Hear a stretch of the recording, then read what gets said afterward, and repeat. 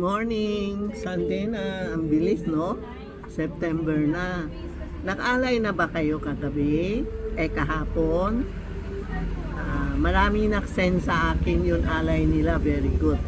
Iba tama, iba kulang. Pero okay na. Masaya, masaya mga friend nyo sa bahay. No? Sa tindahan.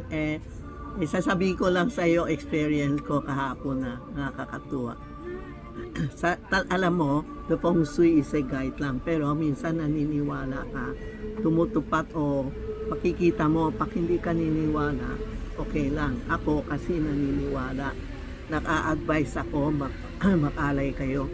Alam mo, kahapon, nag-alay kami. After that, ayos si Inday, sabi ko, Inday, yung lumpia, fresh lumpia, sa akin na lang, tanghali ko kakain. Tapos yung kwapaw, yung siopaw na may vegetarian, sabi ko kay Inday, sa akin na din yung panggabi. Okay? After lunch na, no? Yung kakain ako, grabe, nasira pa. Naamoy ko pagbukas ko, no?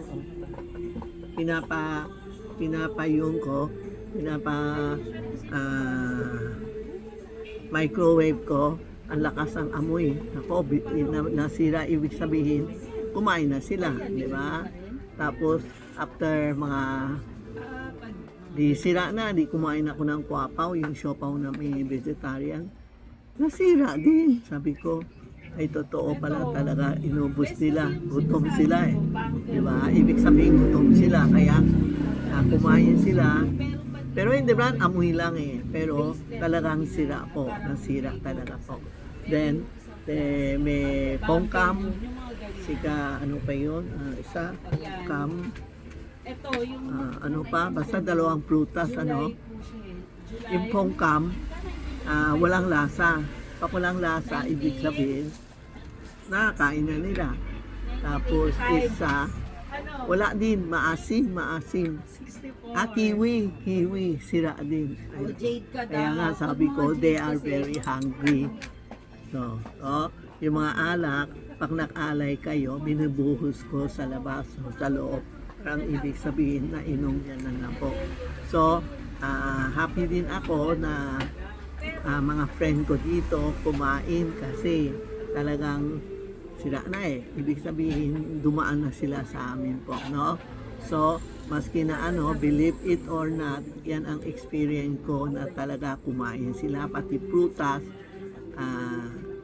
walang amoy, walang lasa. Yan po. Dati naman last year, ang papaya ko, kaya hindi ako bumili ng papaya sa kamay melon. Kasi yung binuksan namin, durog na. Yung sira na talaga po. So, happy kami. Ngayon naman, nakalay ako kay mister ko. Yung favorite niya, kape, alak, tea, ice cream, binigay ko talaga. Peanut, mani, mahilig siya. Yun ng mani, tapos lumpia Shanghai, bola-bola, yan, inalay ko na ngayon umaga para hindi kami sabay sa kahapon. Kasi pagod ako, hindi din ako makalakad na matagal. Ayan po yan lang ang yung ko, yan ang experience ko talaga kumain sila, no? Sa mga hindi pa na nag-alay, sige, alay na kayo para mga friend nyo dito sa tindahan, tutulungan kayo o sa bahay tutulungan kayo. Marami yun hindi din kaya, naglagay ng bigas, pera, yan ang importante, bigas, pera. May nabasa ko isang story, yung bigas tinatago nila for 1 year, kakain sila. Tapos kinain ng manok. Di ba manok kumakain ng isda? Kaya sabi niya, bakit pinakain mo alay mo na bigas, pinakain mo sa manok, alay mo uli ako, ganun. Yun mayari, nag-alay uli. Ayan. Ibig sabihin, talaga kailangan nila bigas. Kasi, tapos binigay ko ng coins. Yung coins, pinalik ko sa tindahan. Kasi, dito siya kumuha, kung saan mo kinuha, ibalik mo, iloto mo, yung gamit mo, yung bigas pwede na iloto. Yung pakain lang, kahapon, kakain mo. Kung hindi, Pag ngayon kakakain, try nyo.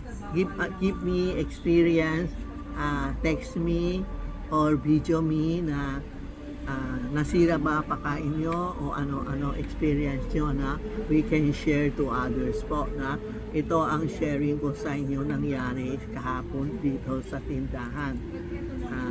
After that, pumapasok mga customer pero mapupulit mga customer kahapon.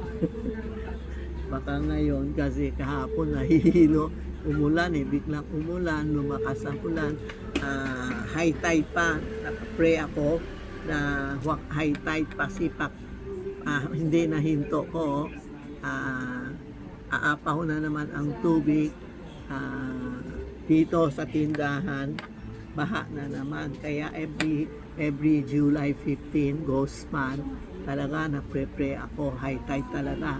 Pak na baha yan, grabe kasi high tide no? Tingnan mo, sa kahapon ang dami na baha din kasi high tide. Pabuti hapon ang ulan. Pag umaga, lubog na tayo lahat kasi high tide tapos ghost month, galit sila, lumalabas sila po, no? Yun sa mga ayaw maniwala, okay lang po kayo. Gusto kayo magsuot ng itim, wala akong magawa. Pero advice lang ako sa iyo, kung papasok kayo dito sa tindahan ko, huwag kayo magsuot ng itim o puti. Hindi ako i-entertain sa inyo, huwag kayo magalit. Mga angel ko lang entertain kayo ni Inday o Sirena. Basta hindi ako magtitingin kasi hindi ko makita aura nyo. Sobrang dilim. Okay? Huwag kayong magalit kasi iba nagagalit si tita arte-arte. Hindi, sa arte hindi ako makikita ang aura nyo. Gusto mo makita ako ng aura mo, sige, magsuot kayo ng anything na huwag lang itim, no? Tapos this ghost month, hindi ako nagsusuot mga dark, kaya ito mga kulay halo-halo metal ako, hinalo-halo ko ng kulay na susuotin ko, okay? Thank you for sharing, nagsishare lang ako. Share mo sa akin yung mga experience nyo sa amin, pwede nyo i-video sa akin kung nakalay kayo. Ang bilis kahapon, mga 30 minutes lang tinanong namin, pwede na makligpit. Naligpit na kasi may binigay ako ng Coke, see-through, alak, tubig, bigas, coins, no? May kape pa, may sigarilyo. Saan yung sigarilyo natin? May sigarilyo, may lighter, tapos ano pa, yung mga chichirya ng bata, may mani, lahat, may tinapay, may siopaw, may lumpia, may kwapaw, lahat binigay ko na. Ang main course namin, vegetarian. Kasi pag binigay ko ng vegetarian, masaya sila, malakas ang benta ko pag vegetarian po. So, good luck sa inyo lahat. Nawa matulungan ko kayo na alay mga friends sa bahay niyo, masasaya sila sa atin. Tapos sinabi ko ka, Chongkwe, tulungan mo ako, mga customer ko, papapakilala kita. Hindi pahiram Chongkwe. Yan sino unang Chongkwe, yung mga pula. Sino unang napanood ko, papakilala kita. This is Chongkwe, kaibigan namin sa bahay. Siya nagtutulong sa mga Bat Energy. Si Santiago sa business. Si Chongkwe sa mga friend na magulo, ginugulo tayo, siya ang nabahala sa atin. O ayun nga, bodega kayo, magulo, siya mo'y matali ang lalaki. Matapang siya kasi siyang king of the health sa purgatory. Kung lumabas, tapos nagugulo, inaasikaso niya. Pag lumabas, hindi, okay lang, mabait siya sa inyo. Ang difference ng Santiago, si Santiago sa business, no? Business talaga siya. May utang, ayaw magbayad, mahina negosyo, may kaso. Si Santiago namamahala. Si Chongkwe naman, siya ang namamahala sa mga sa lupa, yung mga lupa dyan, magulo, inaasikaso niya. Pag dalawa niyo din na guys, si Chong Quay, lifetime na. Pero pag bossman, siya ang lumalabas, nagtutulong sa atin. Yan po, pinakilala ko last time, sabi ko, Chong Quay, pakilala kita sa mga customer ko ha. Tulungan mo ako lumakas ang benta ko, tulungan mo mga customer. Aba, napayo, grabe. Grabe ang miracle niya. Ang daming bumili sa kanya, inuwi siya. Iba naman, nagpre-pray dito.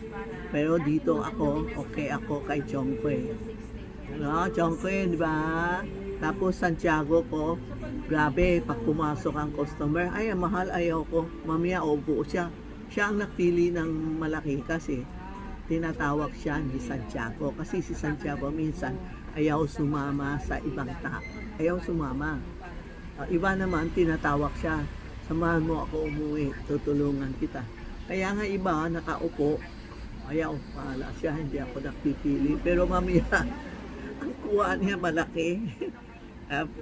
Pinakita ko lang maliit, pero ang yun niya malaki. So, open ang Mani Pemi Hong na sound full September hanggang September 21. Halimbawa, bahay niyo magulo o away-away, open niyo din lang ang Mani. Sandali, malakas. Mag-open kayo ng Omani Pemi Hong. Okay? Salamat po ha. Sige, mag-alay kayo. Yun hindi pa nag-alay, alay po kayo ha.